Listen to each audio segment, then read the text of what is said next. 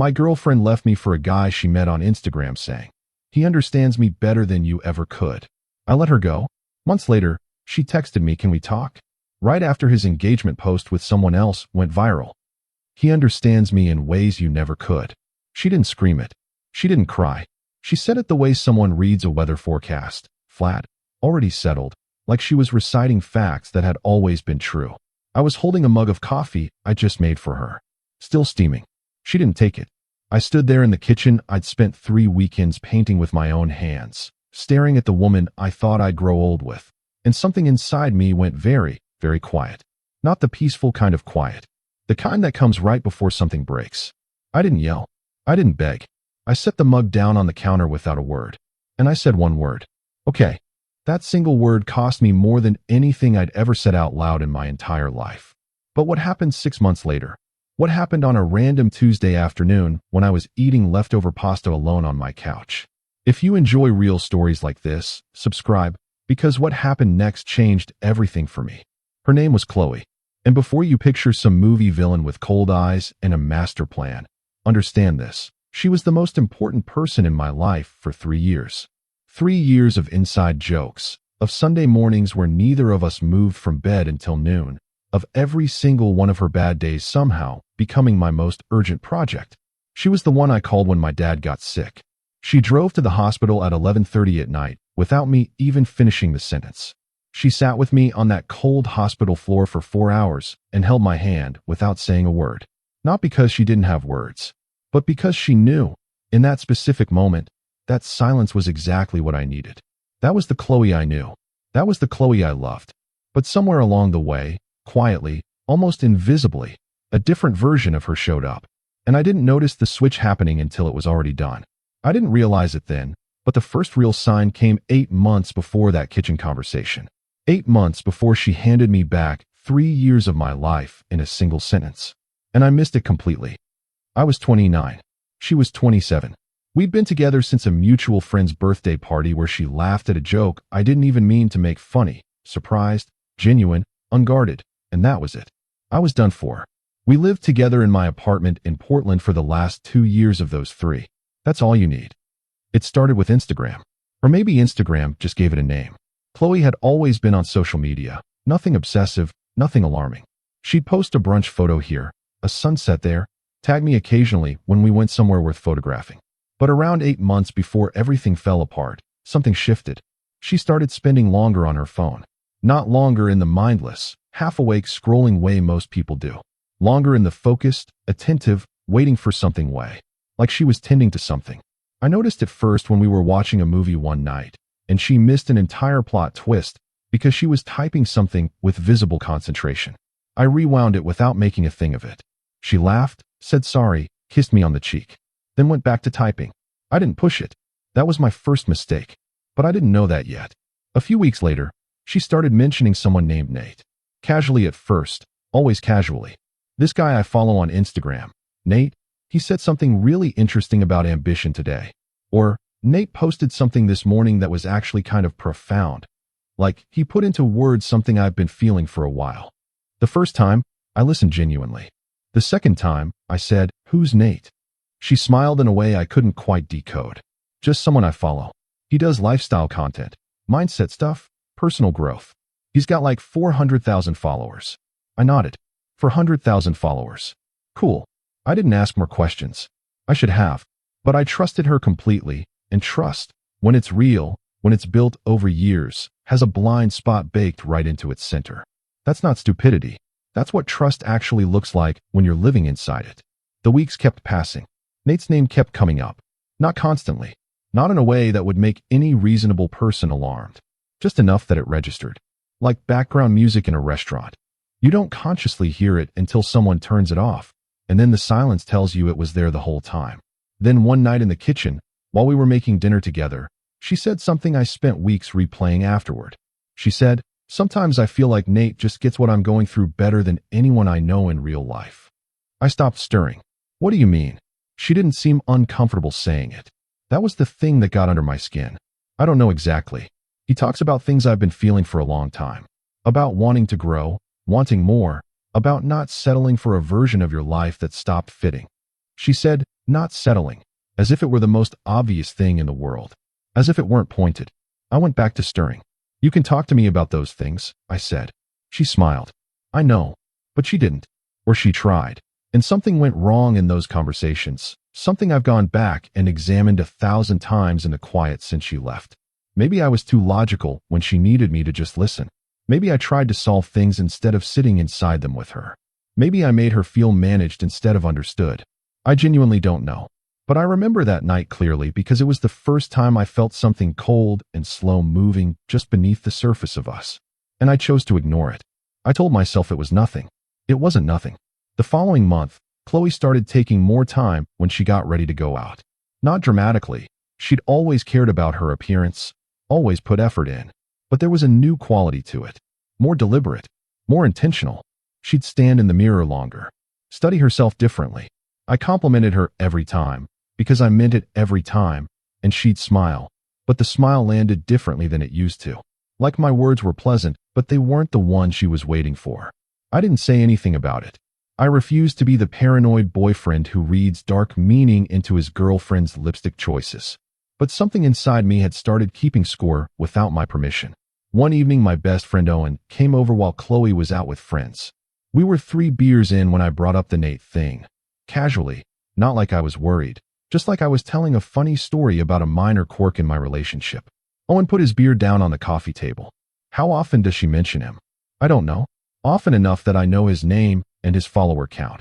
Owen looked at me the way he always does when he's deciding between the comfortable thing and the real thing. He went with the comfortable thing. Probably nothing. Creators feel like friends to their followers. It's a parasocial thing. People feel close to voices they hear every day. Right, I said. Yeah, he agreed. We moved on to something else. But that word, parasocial, sat in my head for days afterward. Because what Qley was describing didn't actually sound parasocial. It sounded mutual. It sounded like Nate knew who she specifically was. And sure enough, about a month later, she confirmed it without realizing she was confirming anything. We were on the couch on a Sunday afternoon. One of those slow, loose Sundays where neither of you gets fully dressed and the day just sort of dissolves around you. She looked at her phone and laughed. What? I asked. Nate replied to my comment.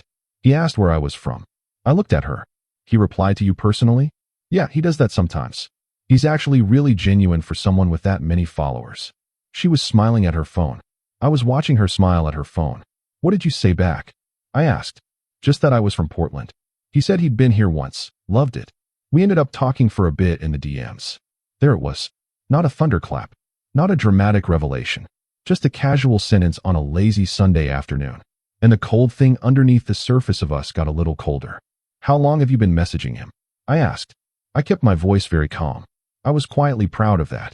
On and off for a couple months, she said, still looking at the screen. A couple months. Why didn't you mention it? I asked. She looked up at me then. I didn't think it was a big deal. He talks to a lot of his followers. It's not like it's some secret. I nodded slowly. What do you guys talk about? She hesitated. Just barely. But I caught it. Just life stuff, she said. Goals, things we're both working through. He's actually going through something similar to what I've been feeling. This kind of restlessness. This wanting more. That word again. More. I sat with it for a moment before I spoke. What more do you want, Qley? I asked.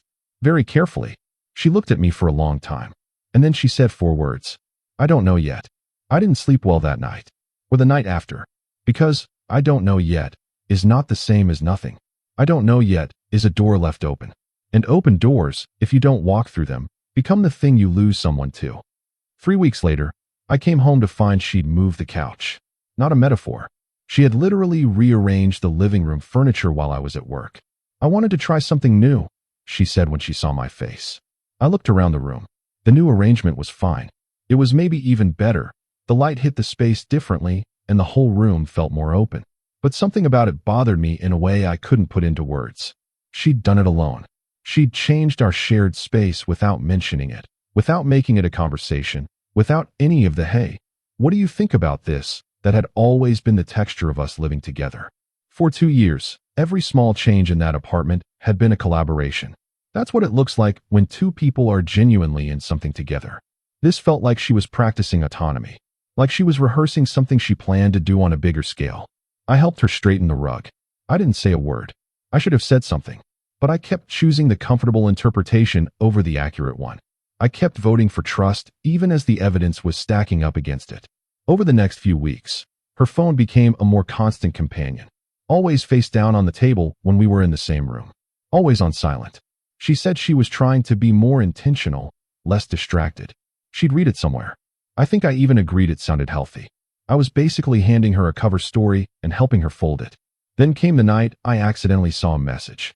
I wasn't snooping. I want to be absolutely clear about that. I've never been that person. She'd left her phone on the kitchen counter while she was in the shower, and as I walked past to refill my glass of water, a notification lit up the screen. I didn't pick it up, but I read what the preview showed from 2 feet away. It said, "You deserve someone who actually sees you." I stood there in the kitchen. Read it twice. Then I walked to the bedroom and sat very still on the edge of the mattress. She came out of the shower a few minutes later, towel wrapped around her, and she found me just sitting there. "You okay?" she asked. "Yeah," I said. "Long day."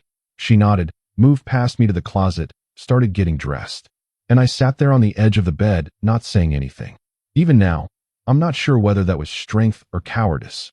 Maybe it was both. Maybe the line between those two things is thinner than anyone wants to admit. Things got quieter between us after that. Not cold, we weren't fighting. Not distant in any dramatic, obvious way. Just quieter. The kind of quiet where both people are still talking, but neither one is saying the real thing. We still had good moments. A Friday night where we cooked together and laughed until almost midnight about absolutely nothing. A spontaneous drive up the coast where, for 2 or 3 hours, it genuinely felt like we'd figured something out without even discussing it. But those moments felt like islands. Warm and contained, surrounded on every side by something I didn't have a word for. She was still there, but she was somewhere else too. And I started turning over a question that had no good answer. What does it actually mean to lose someone who's still standing right next to you? I brought it up once, as carefully as I could. I said, "I feel like something's been off between us for a while now. Like we're not really landing with each other. Can we actually talk about it?" She said, "I've just been in my head a lot lately." "About what?" I asked. A pause. "About where I'm going. What I want. Who I'm becoming." "That's a heavy thing to carry around alone," I said. "I know," she said. "You don't have to carry it alone," I said. "That's literally what I'm here for." She looked at me. Her eyes were soft, genuinely soft. But there was something behind them I couldn't reach, like a room with the lights on and the door locked. "I know," she said again. She didn't say anything else. We went to bed that night on opposite sides of a mattress that hadn't physically moved an inch. 2 months before the kitchen conversation, Qley started making weekend plans without me. Not every weekend. Not in a way that would raise any obvious flag. But more than before, and with a new kind of vagueness. "I'm going out with some friends today," she'd say. And I believed her. Because she did have friends. Because I trusted her. One Saturday afternoon, I ran into her friend Tara at the grocery store on Morrison Street. Tara seemed genuinely surprised to see me. "Oh hey, isn't Qley with you?" "No, she's with you guys today," I said. Tara blinked. "With us?" "No, we haven't made plans. I actually haven't talked to Qley in a couple of weeks." I laughed it off. Said there must have been a miscommunication somewhere. Grabbed what I needed and drove home. Sat in the parking garage for 10 minutes before I could make myself go upstairs. When Qley came home that evening, I asked her how her afternoon was. "Really good," she said. "We went to that new brunch place over on Division Street." I nodded. "Was Tara there?" She didn't miss a single beat. "No, she couldn't make it last minute. You know how she is." She walked to the kitchen, poured herself a glass of water, leaned against the counter, and I stood there watching her move through our apartment like nothing had just happened, like she hadn't just looked me in the eye and constructed an entire alternative reality without flinching. I didn't call her out. Even now I think about that moment.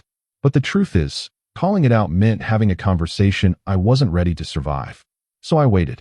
The way you wait when the storm is already on radar, and you keep hoping it turns before it reaches you.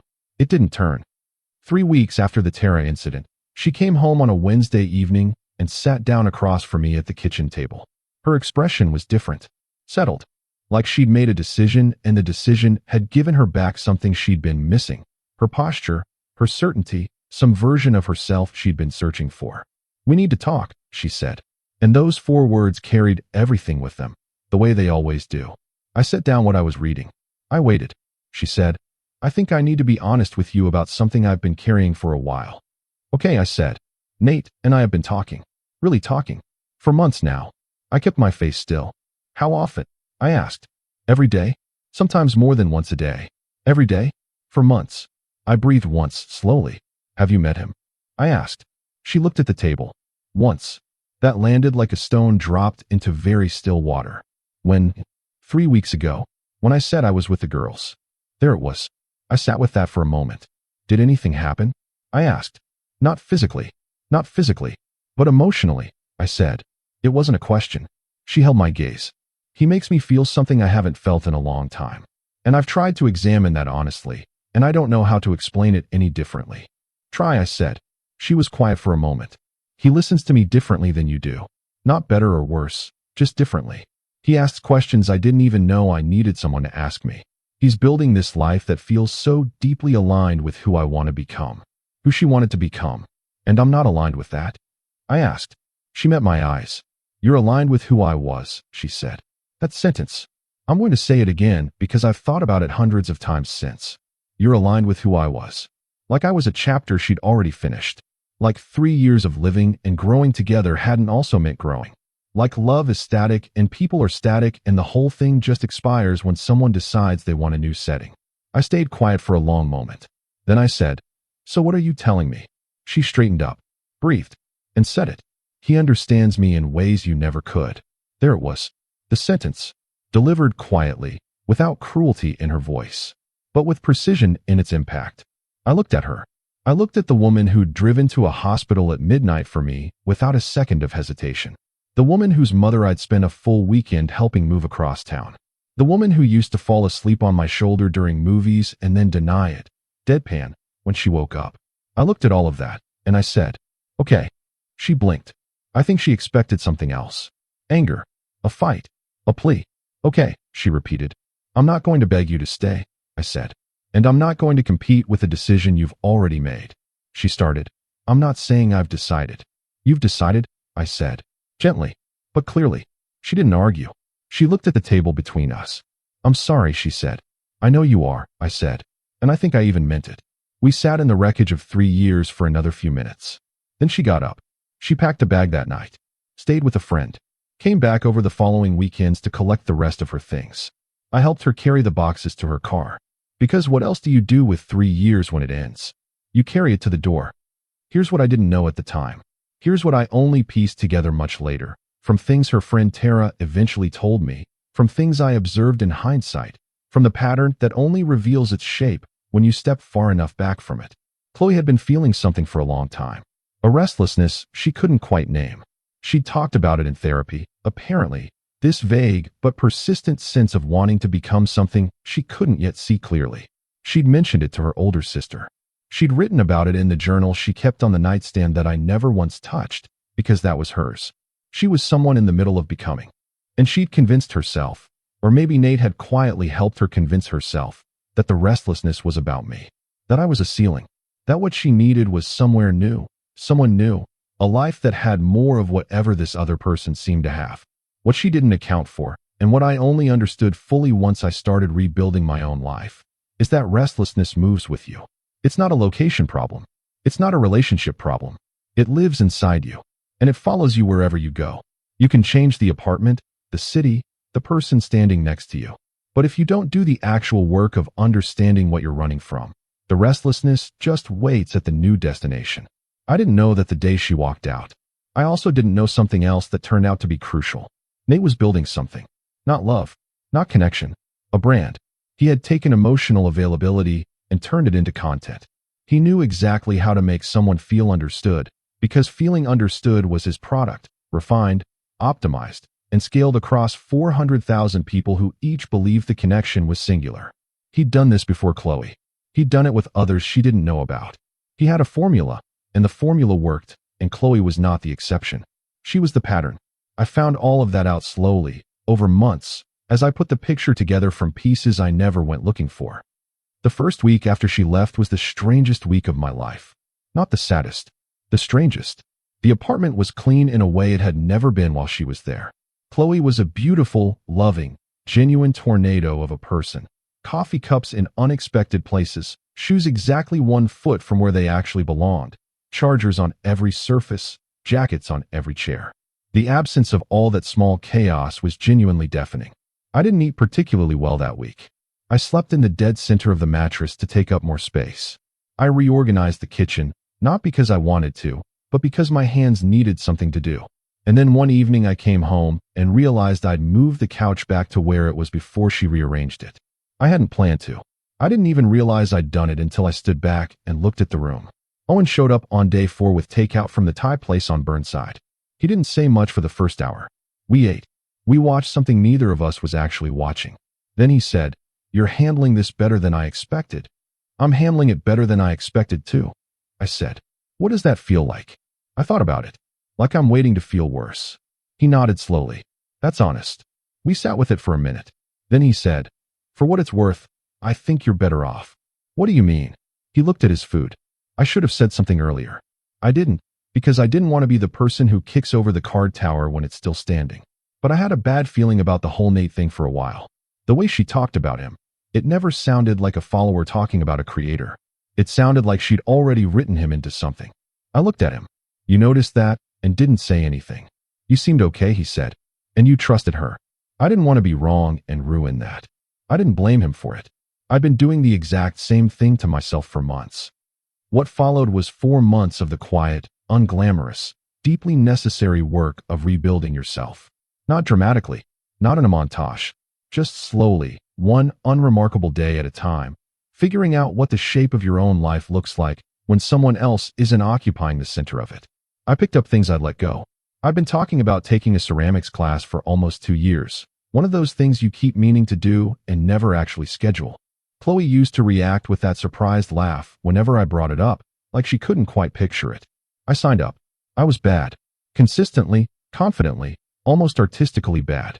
My instructor, a patient, sharp-eyed woman named Gail, told me after the 3rd session that my hands were enthusiastic. I decided to take it as a compliment. I started running again, not to prove anything, not to get over anything on some kind of therapeutic schedule. My body just needed somewhere to put the energy that had always gone toward being half of something. I called my dad every Sunday. He asked about Qley once, gently, in passing. When I told him what had happened, he was quiet for a long moment. Then he said, "You're going to be fine. Not immediately, but you will be." Coming from my dad, a man who chooses his words like he's spending his last ones, that didn't sound like a platitude. It sounded like actual information being handed over. I checked Qley's social media exactly once, about 3 weeks in. I'm not proud of it, but I did it. She had a new photo up. She looked happy, genuinely, not performing for the camera happy. She was somewhere warm, somewhere coastal, somewhere with better light than Portland in November. Nate had commented. I closed the app, deleted it off my phone, and I didn't go back. That was one of the best decisions I made across that entire period. Because what you can't see in real time cannot haunt you in real time. Time doesn't actually heal things on its own, but distance, when you choose it deliberately, creates the space for you to do your own healing. The weeks accumulated. For months. Then 5. I stopped waiting to feel worse and started just feeling better. Not in the forced, affirmation poster way. In the actual way, the quiet, earned, no audience way where you wake up one morning and realize you slept through the night without lying awake running through old conversations. I thought about Qley less. When I did think about her, it was less like touching an open wound and more like noticing an old scar. Something that catches your eye when the light is right, but something that doesn't hurt when you press on it. I went on a few dates. Nothing serious. I wasn't ready for serious and I knew it, and I didn't pretend otherwise. But I remembered something important. That chemistry exists outside of one specific person. One woman, a landscape architect named Danny, made me laugh harder than I had in months over a completely absurd and extended debate about whether bridges have personalities. We went on 3 dates. Nothing came of it, which was fine. But those 3 evenings reminded me that I was still someone interesting to be around. That sounds like a small thing. It was not a small thing. Not when you've spent months quietly convincing yourself that you must have been missing something, that you were the problem, that he understands her better, was actually about some fundamental deficit in you. It wasn't. Or at least, not entirely. And I was getting there. I was almost there. And then came the Tuesday. I was on the couch at just after 2 in the afternoon. Leftover pasta from the night before, fork in hand, phone balanced on my knee. I'd started using Instagram again, lightly, carefully, only following accounts I genuinely wanted to see. I was not following Qley. I was not following Nate. I didn't need to. Because when something goes viral, it doesn't wait for you to go looking. It finds you. It showed up in my Explore feed. A post sitting at over 200,000 likes and climbing. Nate's face. That specific kind of social media smile that's practiced enough to look effortless. His arm around a woman I had never seen. A caption that read, "She said yes." The one I didn't know I was building my whole life toward. I couldn't be more full right now. I stared at the screen. I read the caption twice. The woman in the photo was not Qley. She was someone entirely different, blonde, radiant with the kind of joy that reads clearly even through a screen. Her hand raised slightly in the frame, so the ring caught the afternoon light in that very deliberate, very composed, very thoroughly planned way. The comments were flooding in. Tens of thousands of people crying heart emojis. People writing, "I knew it was her." People tagging their friends. The algorithm was on fire. And somewhere in the middle of reading all of that, a cold and very clear understanding settled over me. Nate had never been building toward Qley. Qley had been one stop on a journey he was always going to take somewhere else entirely. Every conversation, every DM, you deserve someone who actually sees you. That was not love growing. That was a method running. A formula executed with enough warmth that it felt real. Precisely practiced and precisely temporary. I put my phone face down on the cushion next to me. I picked up my fork. I finished the pasta. I washed the bowl. I was standing at the kitchen window looking at the street below when my phone buzzed. I looked at the screen. A text. From a number I still, apparently, hadn't deleted. From Qley. 3 words. "Can we talk?" 3 words. After 5 months of complete silence. 3 words that arrived. I checked the timestamp later. I had to know, within 2 hours of Nate's engagement post going live. I didn't respond right away. I set the phone face up on the counter and made coffee.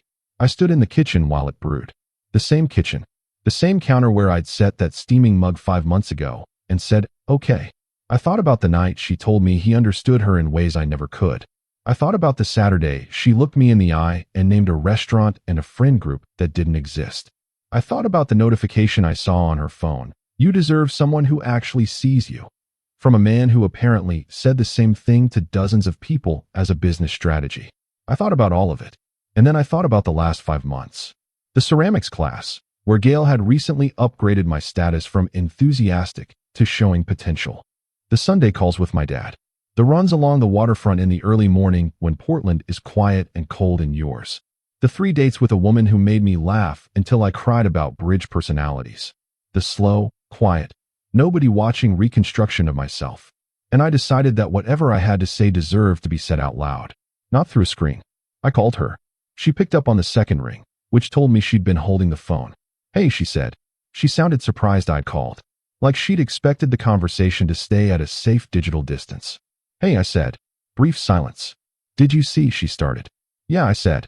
"I saw it." She went quiet. Then, slowly, "I don't even know where to start." I waited. Let her find it. "I just needed to talk to you," she said. "I've been carrying a lot, and I feel like I owe you something. An explanation. An apology. Probably both." "You don't owe me an apology for being a human being who wanted something," I said. "That part won't understand. I owe you an apology for lying," she said. "For the Tara thing. For making plans and inventing stories. For all of it. That was wrong." "Okay," I said. "I'm sorry," she said. And it was real. Whatever else had gone sideways between us. That apology was real, and I could hear it. "I was so convinced," she continued, "that what I was feeling, this restlessness, this wanting more, that it was about you. About something missing between us. And now I think I understand that it wasn't." "What changed?" I asked. She was quiet for a moment. "Everything. The way he made me feel understood, that being seen feeling. It wasn't about me specifically. I started figuring that out when he started pulling back. Months ago, maybe a month after I left. He just started being less available, less present. And then I realized the version of him that had made me feel like the most understood person in the world had been assembled. Curated. That word. Curated. She'd found the word herself, without me handing it to her. "I'm sorry that happened to you," I said. "You don't have to say that." "I know," I said. "I'm saying it anyway." Silence settled between us, softer than the silence before it. "I miss you," she said. There it was. The 3 words I'd been half expecting since the moment her text came through. I breathed. I miss who we were, I said. I miss the good parts of what we had. I'll miss those for a long time. Honestly. But, she said. She heard it before I said it. I've spent 5 months building something back, I said. Not for you. Not against you, just for me. And what I've built, it's mine. It doesn't have a space in it shaped like the person who told me someone else understood her better than I ever could. Not because I'm punishing you, but because that sentence changed the shape of things. And I can't unfeel it. She was quiet for a long time. I deserve that, she said softly. It's not about deserving, I said. It's just the truth. She made a small sound. Not quite crying. The sound of something being accepted that hadn't been accepted yet. So that's it, she said. That's it, I said. I'm sorry, she said again. I know, I said again. I meant it both times. We said goodbye. It didn't feel like a dramatic conclusion.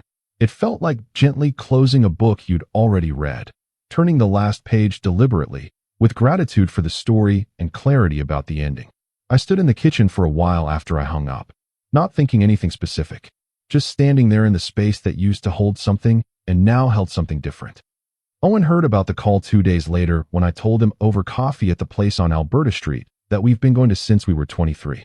He leaned back in his chair and looked at the ceiling for a moment. Then, man. Yeah, I said. You handled that the right way, he said. I don't know if I handled it. I think I just said what was true.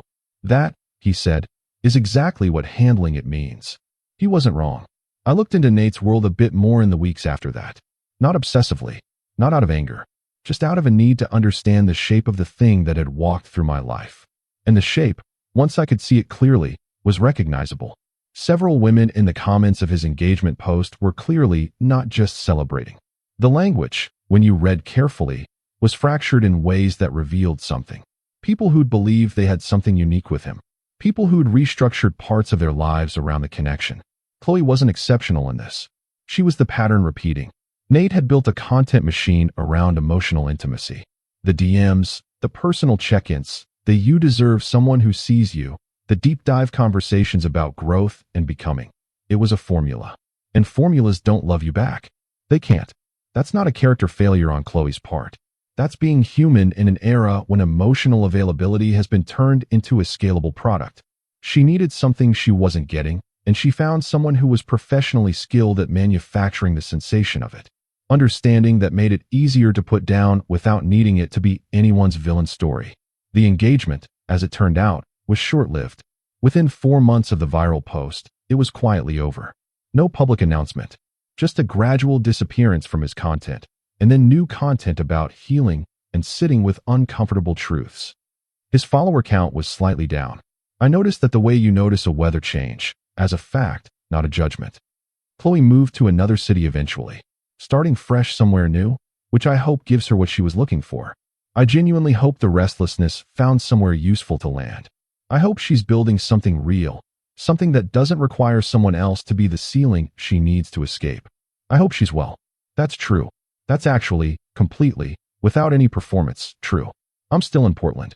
Still in the apartment. Gail says I've gone from enthusiastic to showing genuine potential in ceramics, which feels like the arc of the whole year, honestly.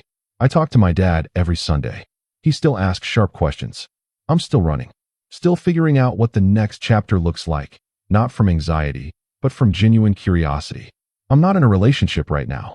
I'm also not in a rush.